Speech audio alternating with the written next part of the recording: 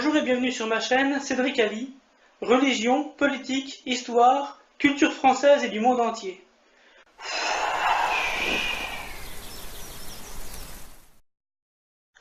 Vous pouvez vous abonner, mettre des commentaires, mettre des pouces bleus et n'oubliez pas de mettre la cloche pour avoir les autres revues de presse et les autres vidéos de ma chaîne. Bonjour et bienvenue sur ma chaîne Cédric Ali pour la nouvelle revue de presse de l'UPR de la semaine du 4 au 11 novembre 2018. À la une cette semaine, le salon du Made in France se tient à Paris. Près de 450 entreprises qui fabriquent en France se sont réunies à Paris du 10 au 12 novembre pour le salon MIF Expo. Source Le Parisien 8 novembre. Preuve que la France a tous les atouts pour réussir dans tous les domaines, agriculture, industrie, services. Ce sont les traités européens qui, en organisant une hyper-concurrence libre et non faussée au sein de l'Union européenne, empêchent les pouvoirs publics d'aider les projets prometteurs. Il est à noter que seul l'UPR a distribué des tracts à l'entrée de ce salon. France, budget des armées, la défense privée de la solidarité entre les ministères. Contrairement aux engagements présidentiels, la défense doit payer dès 2018 l'intégralité des surcoûts des opérations extérieures, soit plus de 400 millions d'euros à trouver. Source Le Monde 7 novembre. Les promesses n'engagent que ceux qui y croient. Manifestement, le gouvernement a fait sien cet adage cynique. C'est un pied de nez fait par le président de la République à l'armée, de laquelle l'ancien chef d'état-major Pierre de Villiers disait qu'elle était pourtant déjà rongée jusqu'à la moelle. Défense européenne, OTAN, Macron rétropédale face à Trump. À la suite d'un échange de piques par déclaration interposée, Emmanuel Macron et Donald Trump ont eu un échange plus apaisé ce 10 novembre à l'Élysée. Le président français assure être d'accord sur la nécessité du partage des charges de l'OTAN. Source RT France 10 novembre. La girouette Macron s'oriente à la fois vers l'OTAN et vers la défense européenne, le rapprochement avec la Russie et la réduction du budget des armées. Pas étonnant que le navire France tourne en rond, incapable de tenir un cap. Quelle crédibilité diplomatique reste-t-il à ce marin d'eau douce? Le couple Macron, piteusement allumé par les gaz d'échappement de la Cadillac de Trump, qui n'en a ostensiblement rien à foutre. Tout un symbole. Et pour ceux qui ne le savent pas, le nom de la marque Cadillac vient d'Antoine de la Motte Cadillac, qui est un Français immigré en Nouvelle-France et qui a fondé le fort de Pontchartrain du Détroit en 1701, fondant ainsi la ville de Détroit. Il sera ensuite gouverneur de Louisiane, puis rentrera en France pour devenir le gouverneur de Castelsarrasin. François Asselineau et Frédéric Robert sur DC TV. La chaîne locale des Hautes-Alpes a interrogé Frédéric Robert, maire UPR de Monétier-Almont, ainsi que François Asselineau, en termes d'un week-end de rendez-vous public avec 60 personnes à Montauroux, 230 personnes à Antibes et 140 personnes à Poète. Source UPR 10 novembre. France, colère.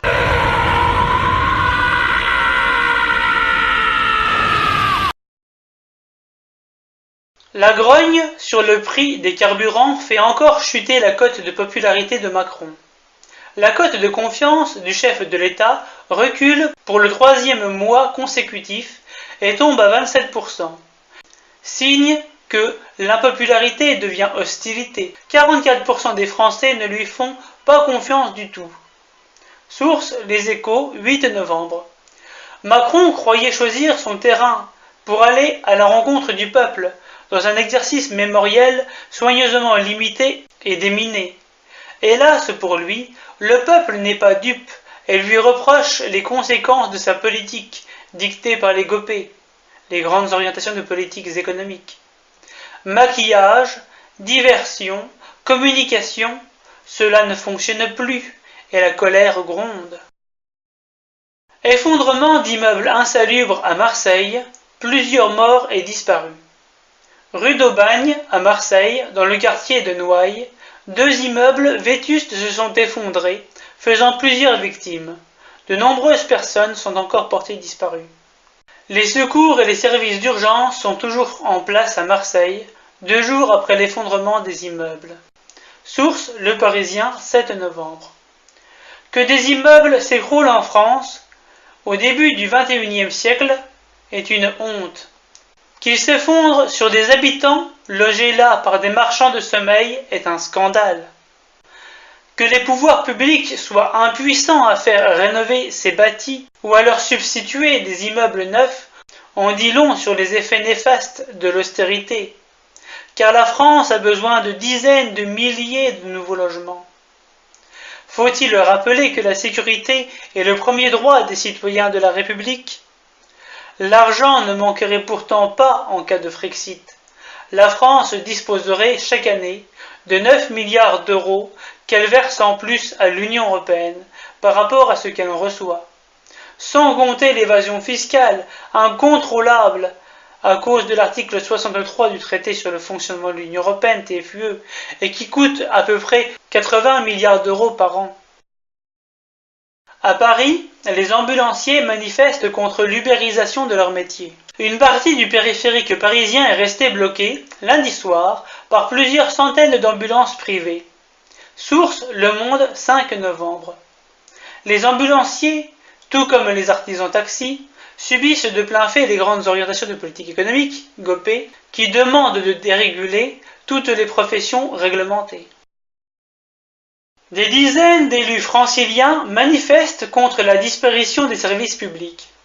Baisse continue des dotations ou disparition programmée de la taxe d'habitation, un collectif d'élus franciliens rassemblant des maires de différentes étiquettes s'est réuni samedi à proximité de l'Assemblée nationale pour exiger de l'État de la reconnaissance.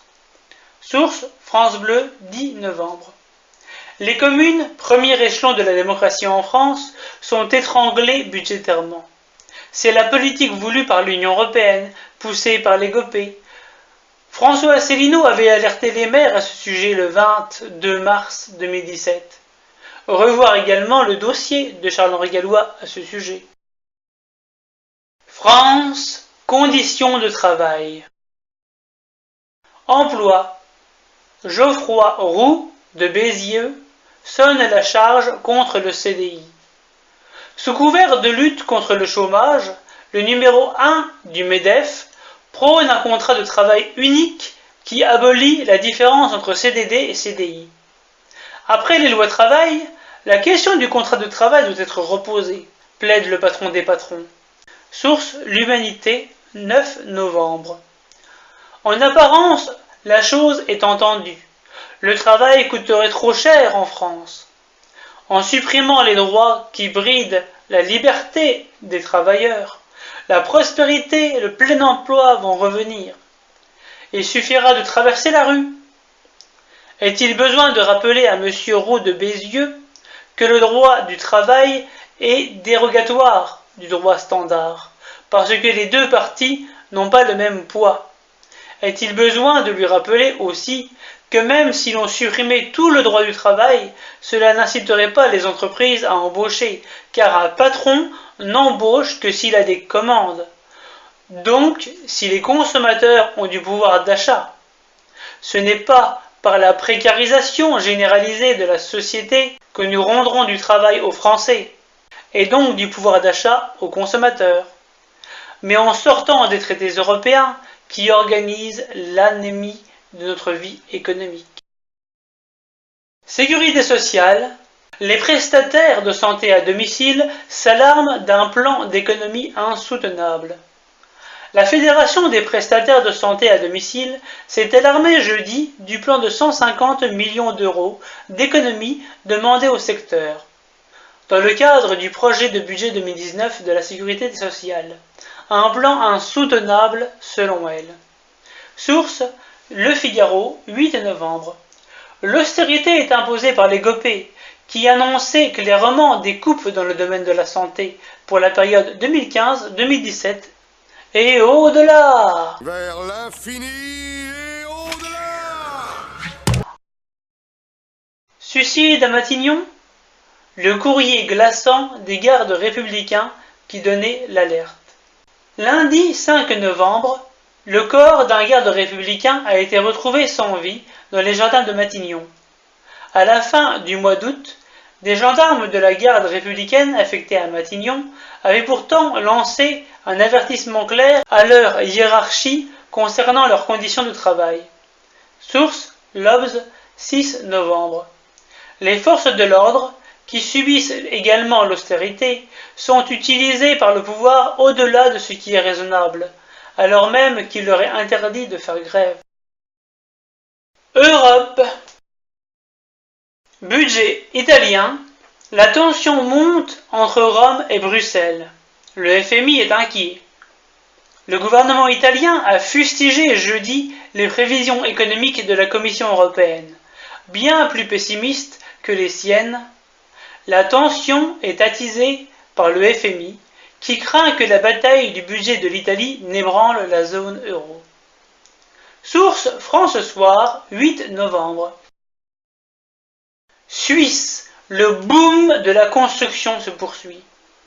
Environ 53 000 logements neufs sortiront de terre en 2019.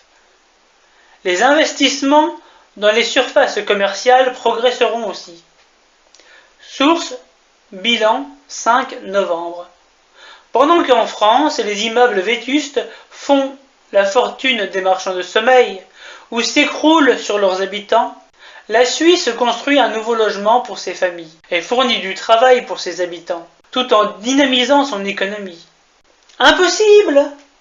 Le paradis helvète est juste de l'autre côté de l'euro et de l'Union européenne. Union européenne, enlisement. Report de la taxe européenne sur les GAFAM. En Europe, cette directive rencontre des résistances de la part de l'Irlande et des pays du Nord, qui profitent de l'installation des GAFAM. Source 20 minutes, 6 novembre. Cette nouvelle est à mettre en regard avec la décision britannique de taxer souverainement les GAFAM, ce que permet le Brexit. La BCE réfléchit à envisager une nouvelle vague de prêts géants aux banques. La sortie des programmes de TLTRO pourrait être délicate pour les banques italiennes. Pour amortir le choc, la BCE se laisse la possibilité d'engager une nouvelle vague de prêts à taux préférentiels. Le débat n'est pas tranché. Source Les Échos, 8 novembre. Le TLTRO ou Targeted Longer Term Referencing Operations. The more we are, the stronger we are. C'est de l'européen.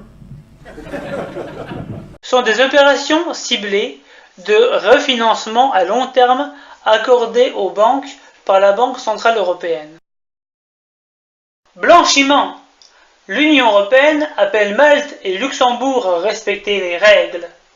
La Commission européenne a annoncé jeudi 8 novembre avoir engagé des procédures juridiques contre Malte et le Luxembourg, auxquelles elle reproche de ne pas appliquer intégralement les règles européennes de lutte contre le blanchiment de capitaux.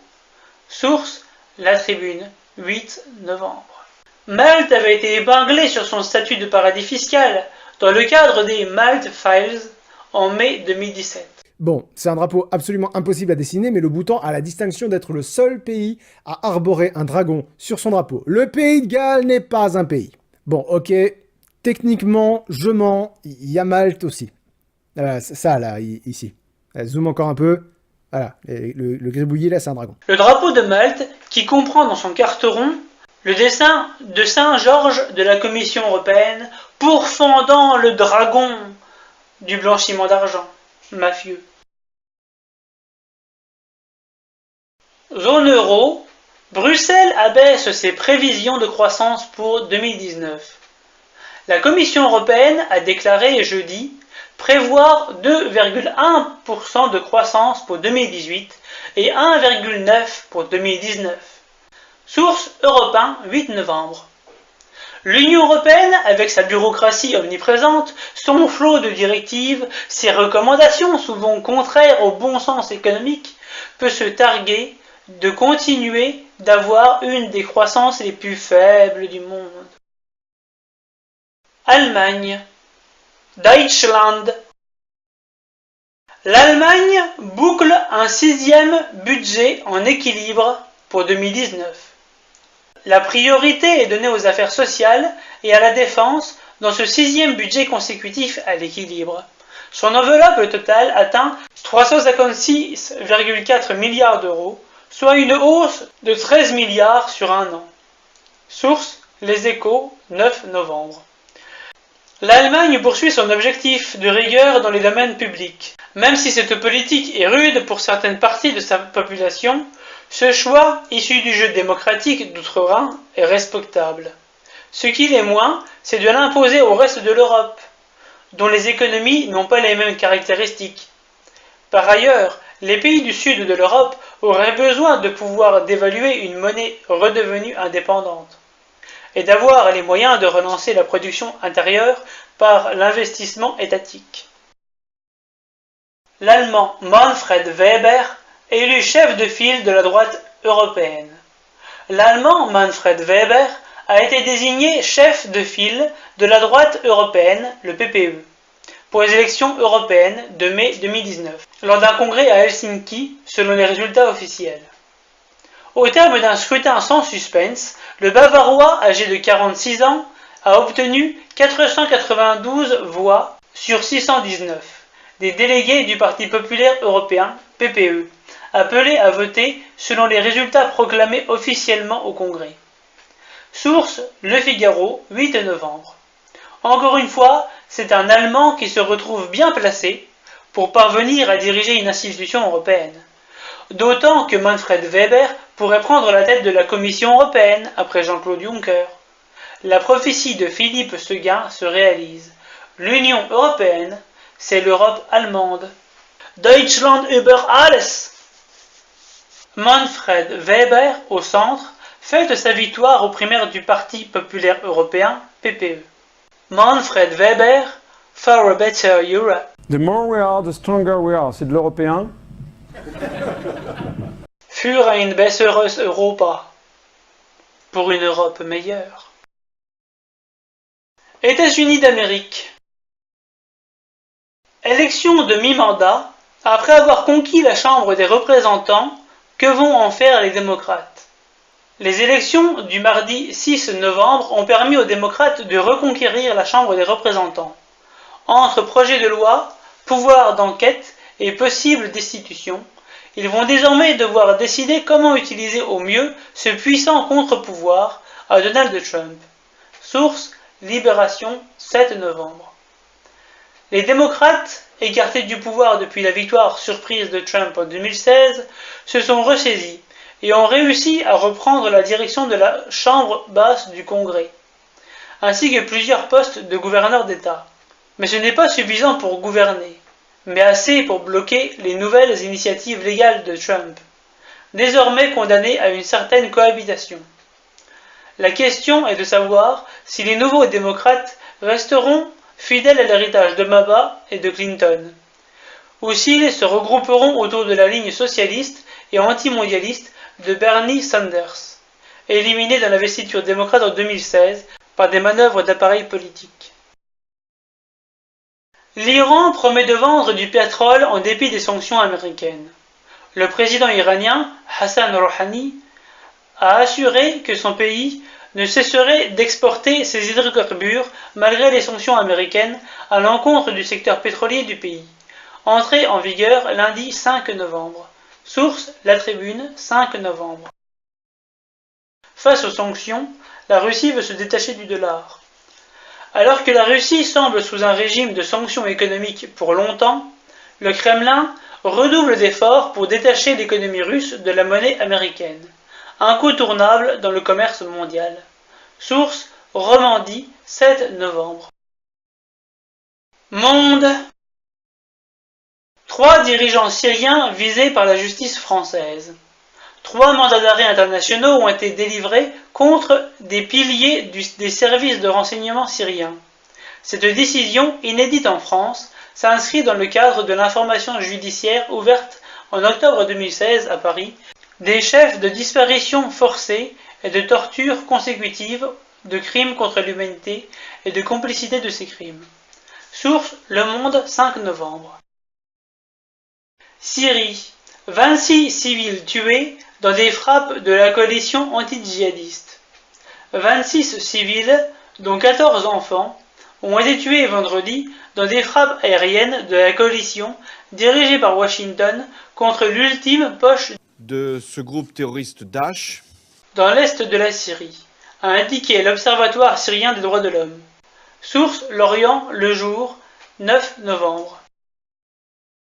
La Chine dévoile sa future station spatiale.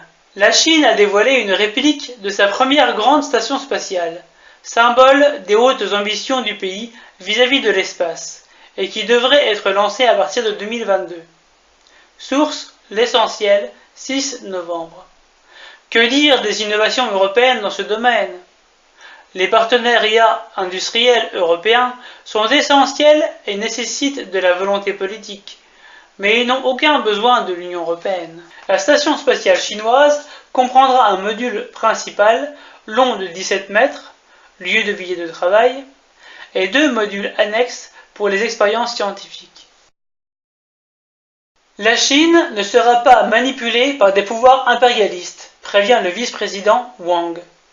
Avant de se retirer de ses fonctions, le vice-président Wang a appelé à la fin de la guerre commerciale avec les États-Unis, tout en affirmant que la Chine ne compte pas être oppressée comme au XIXe siècle par des pouvoirs impérialistes agressifs. Source Asia Times, 6 novembre en anglais. Pendant que l'administration des États-Unis d'Amérique renforce ses mesures de protection commerciale contre les produits chinois, le Parti communiste chinois poursuit son objectif de long terme d'intégration eurasiatique pour relier Pékin et l'Europe de l'Ouest, en passant par la Russie et l'Asie centrale.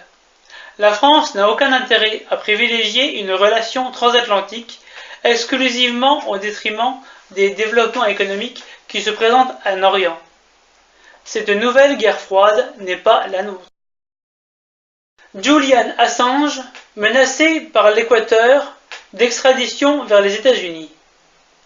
Julian Assange s'est vu reprocher par le ministre équatorien des Affaires étrangères d'avoir tenu des propos injustifiés sur ses conditions d'asile. Il demande au fondateur de Wikileaks de respecter l'Équateur, sous peine de sévères conséquences. Source Express.co UK, 1er novembre en anglais. Depuis son ascension à la présidence de la République, l'Iran, bras droit de Rafael Correa, Lénine Moreno, n'a cessé de renier les engagements de son pays envers le lanceur d'alerte. Abrité dans l'ambassade équatorienne à Londres depuis août de 2012, Assange souffre d'un isolement de plus en plus grand, une torture sciemment distillée pour le faire craquer. L'UPR renouvelle sa demande solennelle pour que le gouvernement français offre l'asile politique à ce dissident contemporain, fervent ami de la liberté. Divers.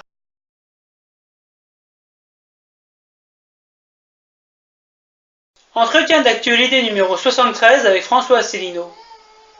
Bilan de l'université d'automne de l'UPR. Macron compare la situation actuelle à celle des années 30. Mélenchon cite l'article 63 du traité sur le fonctionnement de l'Union européenne. TFUE. Des nouvelles du Brexit. L'opération Trade and Ginger de l'OTAN. La collectivité européenne d'Alsace. Montée du prix de l'essence et de la grogne. Conclusion et dernières actualités de l'UPR. Source UPR, 7 novembre. Et je vous souhaite une bonne semaine. Et il y a mon petit qui pleure. Ciao. Je n'habite pas sous un Tipeee, mais vous pouvez mettre un pouce bleu ou vous abonner. Salut!